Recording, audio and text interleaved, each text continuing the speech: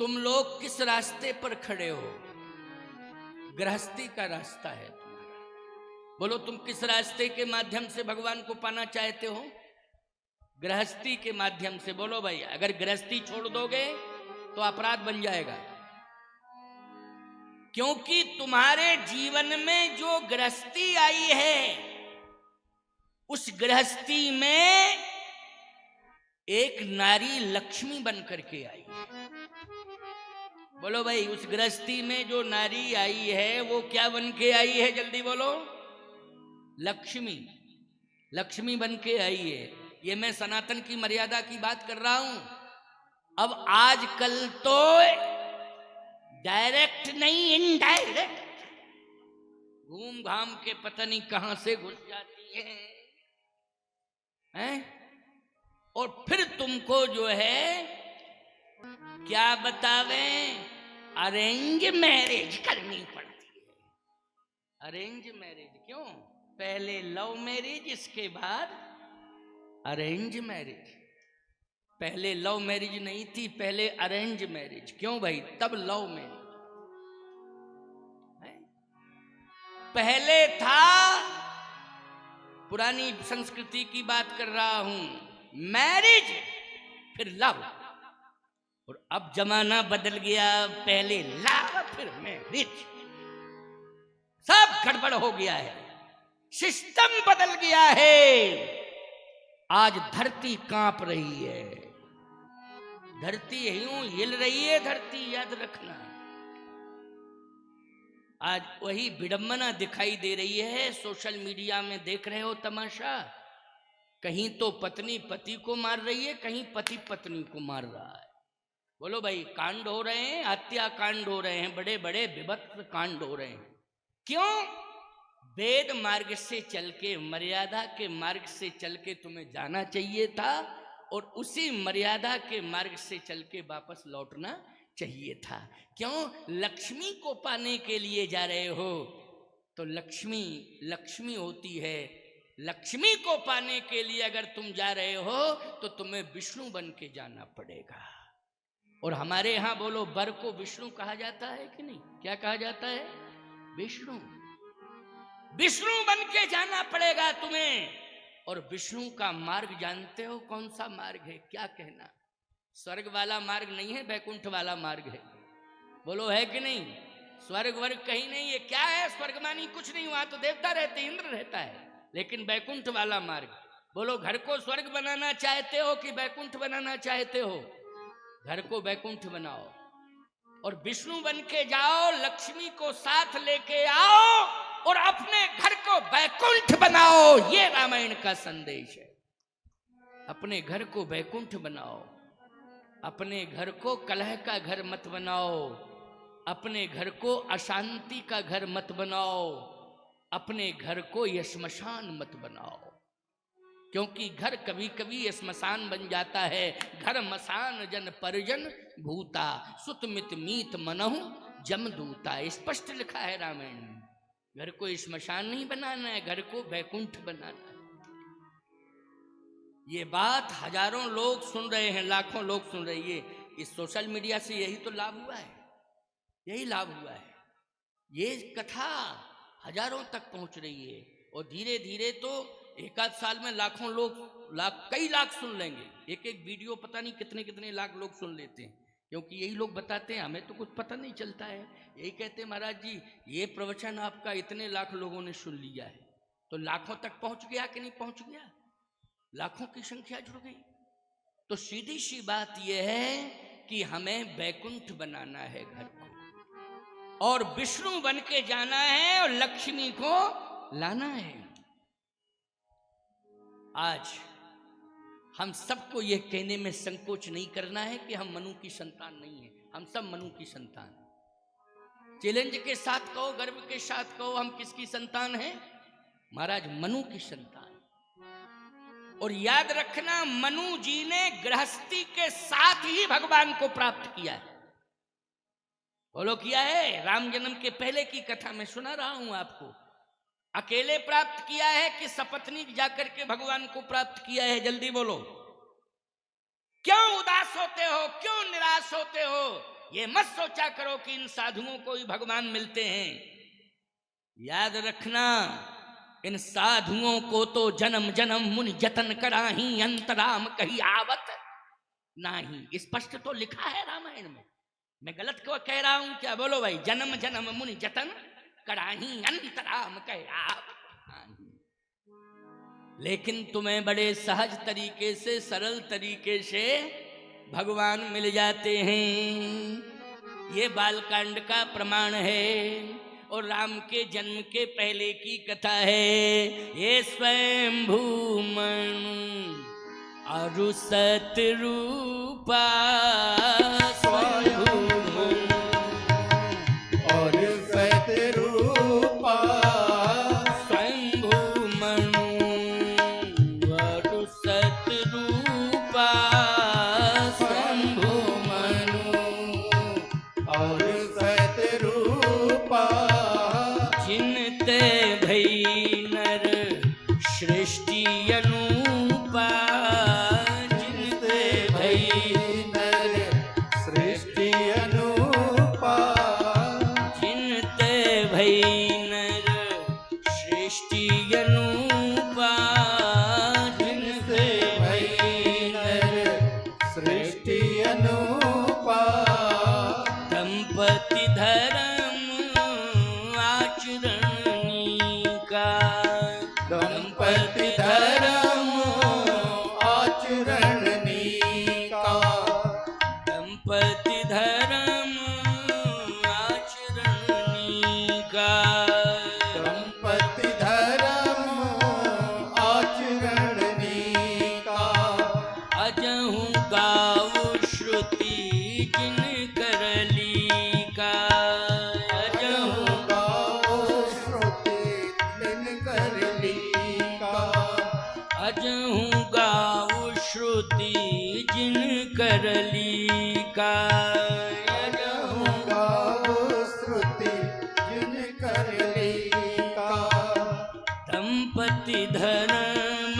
आचरण का। बोलो, पत्नी के साथ गए हैं भगवान को पाने के लिए, गए हैं ना, अकेले नहीं। भगवान मिले। एक राजा बिना पत्नी के चला गया, उसे नहीं मिले भगवान। वो भी बालकांड का ही प्रसंग है। कौन राजा है वो? बोले सत्यकेतु। ये सत्यकेतु, समझ रहे हो बात को कि नहीं? ये भी राजा है, उसी काल की कथा है। ठीक मनु जी के प्रसंग का विश्राम होता है और सत्यकेतु का प्रसंग प्रारंभ होता है बालकांड में। बिल्कुल लगा हुआ है सिस्टम। रामायण को ठीक से समझ लो, ठीक से पढ़ लो रामायण। सत्यकेतु, सत्यकेतु भी भगवान को पाने के लिए जा रहा है, लेकिन गृहस्थी में अधूरापन है, यानी पत्नी दूर है, अकेला जा रहा है। अकेले नहीं जाना है। आप कहो महाराज नहीं जाती है तो क्या जबरदस्ती करूं? है? नहीं जाती है तो क्या करूं? नहीं नहीं नहीं, पूरी ताकत लगा दो, पूरा प्रयास करो, पूरी ताकत लगा दो, तभी तुम सफल माने जाओगे। जब तुम अपनी पत्नी को एन केन प्रकारेण अपने सद्व्यवहार से अपने वश में कर लो। और पत्नी भी तभी सफल है जब अपने पति को अपने पातिव्रत धर्म से अपने वश में कर ले, तभी वो पत्नी सफल है। नहीं तो निश्चित रूप से वो विफलता की अग्नि में दागती रहती है। जो अपने पति को संतुष्ट नहीं कर पाती है, पति में इतने दोष आ गए हैं, इतने दोष आ गए हैं कि वो अंत में निराश होकर के बैठी है, तो विफलता की अग्नि में जलती रहती है। बोलो जलती रहती है कि नहीं? ऐसे तमाम घर हैं जिनमें पत्नी पति के कारण रो रही है, और ऐसे भी तमाम घर हैं कि जिनमें पति पत्नियों के कारण रो रहा, पत्नी रुला रही है। संतुलन बिगड़ा हुआ है, और संतुलन बनाने के लिए सबसे बढ़िया ग्रंथ है रामायण।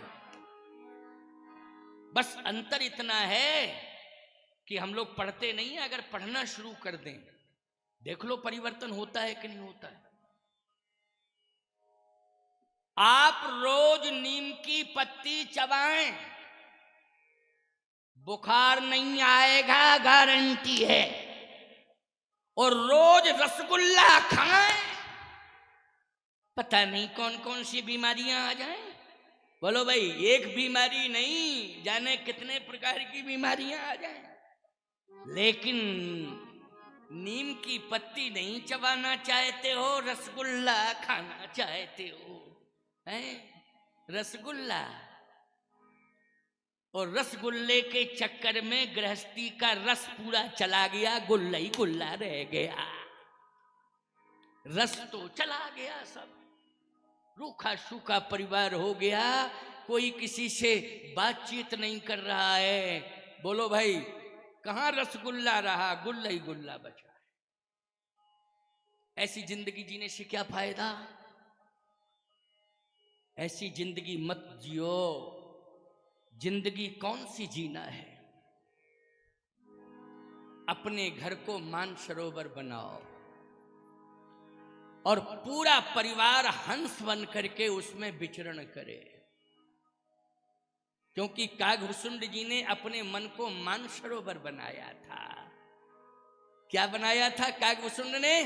कौआ हंस बन के रोज विचरण कर रहा है। बोलो भाई, किसके कारण? कौए को मानसरोवर नहीं मिलता है, याद रखना। ये कागभूषुंड का मन क्या बन गया था? मानसरोवर। और मानसरोवर में भक्ति का मानसरोवर। किसका मानसरोवर था वो? मान अभिमान का सरोवर नहीं, भक्ति का सरोवर। भक्ति के सबसे बड़े आचार्य कौन हैं? भक्ति जगत के, दुनिया के सबसे बड़े आचार्य हैं श्री कागभूषुंड जी महाराज। उनसे बड़ा कोई भक्त नहीं हुआ है। जो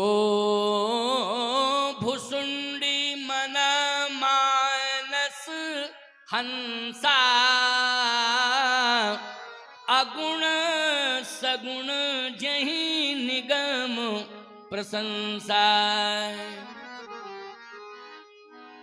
अगुण सगुण जहि निगम प्रशंसा। कागभूषुंड जी, जो भुसुंडी मन मानस हंसा। इसलिए आप परिवार सहित अपने घर को भक्ति का सरोवर बनावें और उसमें स्नान करें, तो आप सब क्या हो जाएंगे? आप, पत्नी, बच्चे, बच्चों के बच्चे, सब हंस।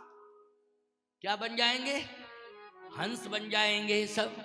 और भक्ति का सरोवर बोलो कौन बनाएगा? और इन विषयों से मुक्ति कौन दिलाएगा? ये जो विषय बंधन में बांध चुके हैं, तुम्हें गांठ नहीं छूट रही है विषयों की, याद रखना। इसी को कहते हैं भावबंधन की गांठ। बोलो भाई, ये विषयों की गांठ क्या है? भावबंधन की गांठ है। लेकिन याद रखना, इन विषयों से दूर होना है और भक्ति का मानसरोवर तैयार करना है। तो भक्ति का मानसरोवर घर में कैसे तैयार होगा? बोले मन करी विषय, मन करी विषय, अनल बन जरई, होए सुखी जो यही सर परई। सर सरोवर, भक्ति का सरोवर कौन? रामचरित मानस। यही उपाय बचा है और कोई उपाय नहीं। इसी में सब नहाओ, रामायण पढ़ के नहाओ। आजकल सब मोबाइल देख के नहा रहे उसमें। एक को तो मछलियां ही निकल गई, मर गई हो मछली है। क्या नहाने का तरीका था? क्या नाम था उसका? कोई मर गई, मछली खा गई उसको, हैं?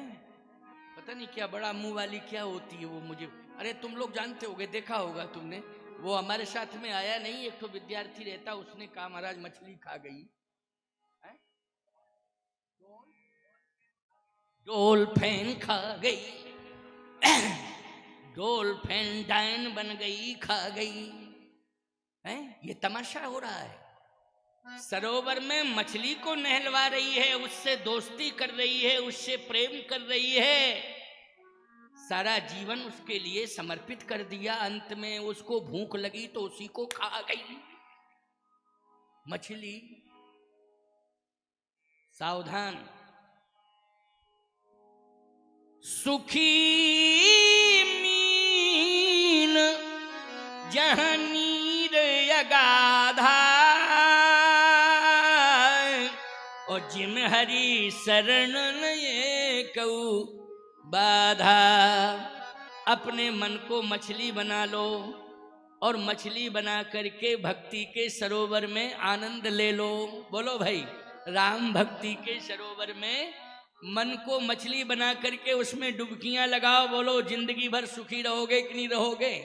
रहोगे सुखी। ये अछलियां मछलियां कितनी खतरनाक हैं, खुद ही खा गई है? मछली को बहुत लोग खा रहे हैं, पहला प्रमाण मिला मछली खा गई। क्यों भाई? ऐसे तो तमाम प्रमाण मिले कि मछली को खा गए लोग हैं, लेकिन आज प्रमाण हमारी तो आंख खुल गई और कान खुल गए, मछली भी खा गई है, ऐसा प्रमाण मिल गया। सावधान, मैं कहना यही चाहता हूं, यही है विषय। बोलो, विषय मृत्यु के स्थान पर ले गया, ये विषय ही तो है।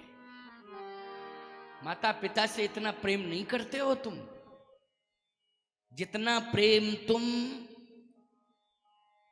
ऐसे जीवों से करते हो। कुछ लोग तो कहना नहीं चाहिए, मुझे कहना पड़ता है। जीव जंतुओं से प्यार करना चाहिए, ऐसी कोई बात नहीं है। मेरा पक्षी पशु इनसे कोई विरोध थोड़ी है, प्यार करना चाहिए, लेकिन उसकी एक सीमा है, उसकी एक मर्यादा है। हम मछली को दाना चुनाते हैं कि मछली के मुंह में जाते हैं? बोलो भाई, जल्दी बोलो। मर्यादा यहीं तक है कि मछली को हम क्या चुनावे? दाना, आटा, कि उसके मुंह में घुस जावे? ये तो नहीं है, सिस्टम बदल गया, मुंह में घुस गई वो है। रोज निकल आती थी, एक दिन निकली तो मरी हुई निकली, चिल्ला रही है, चीख रही है। करोड़ों रुपया पैदा कर लिए थे उस नाटक नौटंकी से, उसने करोड़ों रुपया पैदा कर लिए थे नाटक नौटंकी से, लेकिन बोलो भाई, वो करोड़ों किस काम के रहे जब प्राण ही चले गए? किसी काम के रहे वो? नहीं नहीं नहीं नहीं। जीवन में हमें वो कार्य करना है कि काम करने के बाद हम मरें तो हमारी कीर्ति अमर हो जावे। क्या अमर हो जावे? कीर्ति हमारी अमर हो जावे, कि दुनिया जब भी नाम ले तो यही कहे कि वास्तव में इंसान नहीं आया था इस धरती पर, भगवान आया था इंसान बनके। ये चर्चा होनी चाहिए। आज हमारी कीर्ति कलंकित हो रही है, हम ऐसा काम ही कर रहे हैं, कीर्ति कलंकित हो रही है। महाराज मनु अकेले नहीं गए, पत्नी के साथ गए। कितना प्रेम है पति पत्नी में। और वहीं सत्यकेतु नाम का जो राजा है, पत्नी की चर्चा ही नहीं आई कि कहां चली गई वो। बरबस राज मनु, बरबस राज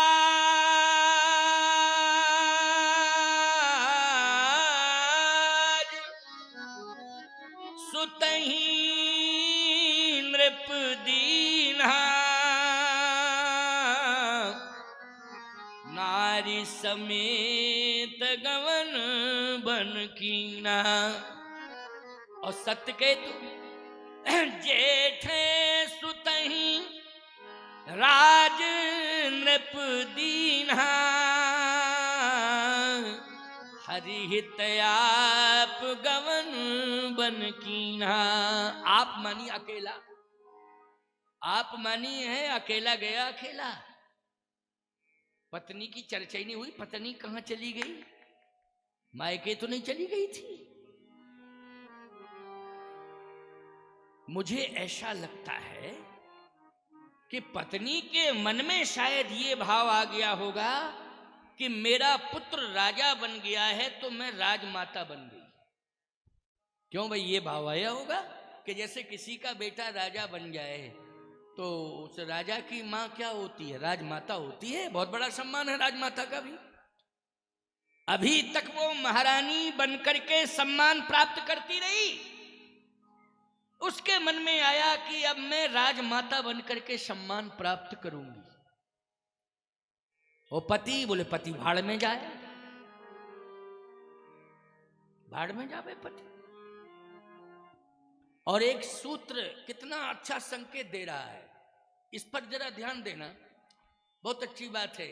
रामायण को जितना ज्यादा व्याख्यायित करोगे आप भावों को, उतनी ही आप भावों में डूबते जाओगे और इतने अच्छे अच्छे मोती निकल के आएंगे। जितनी गहराई में डूबोगे ऐसे भाव के मोती निकल के आएंगे कि याद रखना, वो मोती जो है आपके प्राण को बहुत संबल देंगे।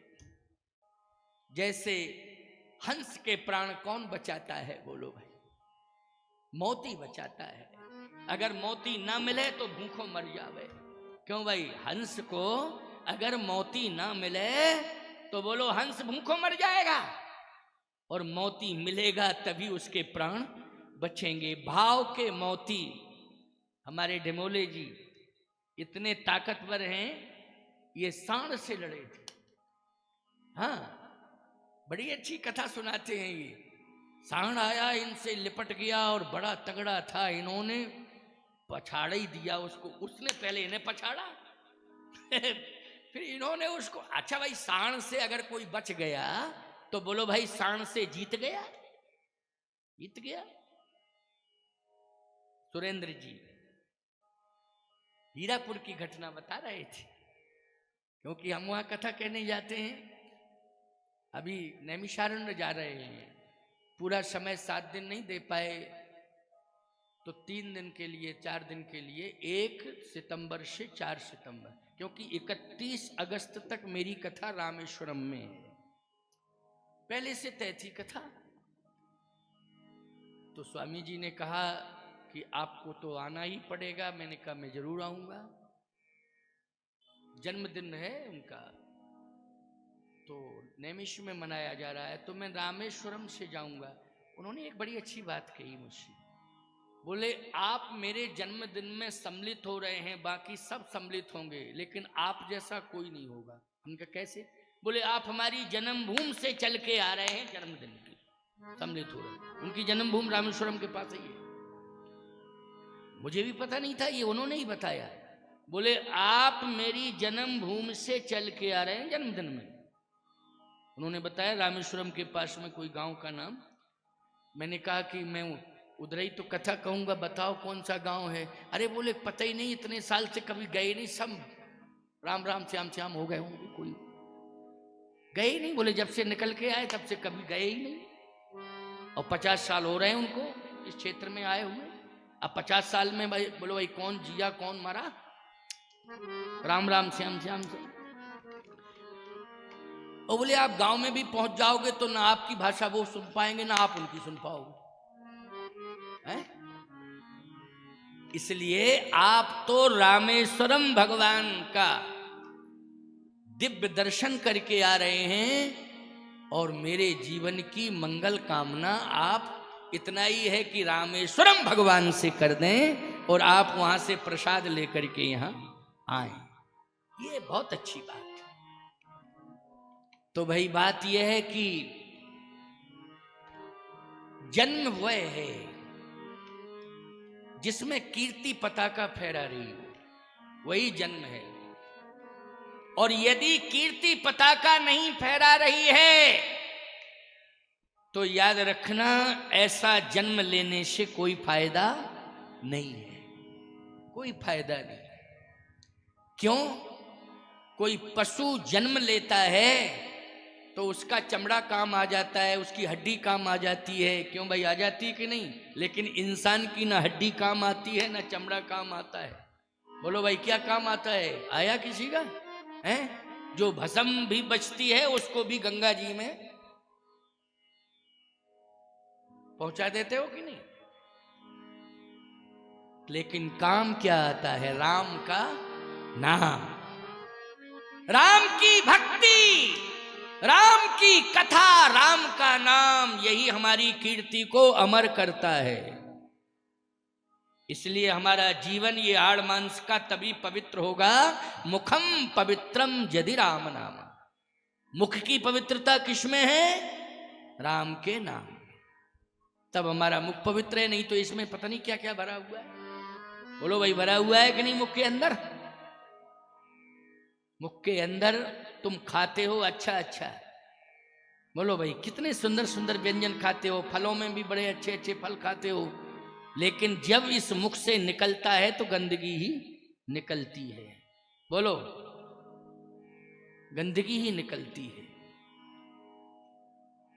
इसलिए प्यारे, मुख हो चाहे शरीर का कोई भी अंग हो। अरे भाई, पसीना पानी कितना सुंदर पीते हो, बिल्कुल फिल्टर पीते हो बड़ा, और जब निकलता है तो बदबूदार निकलता है। बोलो, पसीना जिसको कहते हैं, क्या कहते हैं?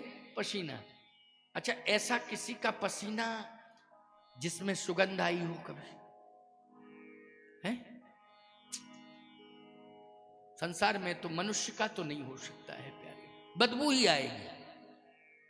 क्योंकि ये शरीर के अंदर विकार भरा है, जो गया वो भी विकार में लिप्त हो गया कि नहीं? लेकिन फिल्टर यदि हमारा शरीर हुआ है, विकार हमारे नष्ट हुए हैं, तो राम के नाम से और राम की कथा से। बस यही उपाय है, और कोई उपाय नहीं। इसलिए हम अब पवित्र हो रहे हैं।